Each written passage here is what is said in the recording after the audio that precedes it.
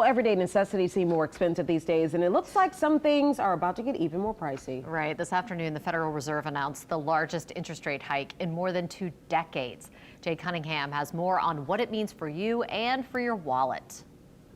We've been paying more for gas, hotels, flights, and food. And after Wednesday's big announcement, you can add getting a loan to the list. The Federal Reserve raised the interest rate by 3/4 of a point, or 0.75%. This means the cost for borrowing money for things like a home, car, credit cards, or even to remodel your house has gone up. But what does this mean? Because 0.75% doesn't sound like that big of a jump. So let's break this down. Let's say you want to buy a $200,000 home with a 30-year conventional loan, one provided by a private lender like a bank. You put a 10% down payment of $20,000. In January, when the interest rate was about 3.6%, the monthly pity payment, or a payment with principal, interest, taxes, and insurance, was $1,168. Now, with the interest rate more than 6%, the same payment is almost $300 more at $1,458. There's a reason to all of this. The Federal Reserve is doing it to try and combat the high inflation we're seeing in the U.S. The belief is raising the interest rate will make you want to buy less. With demand down, supply should go up,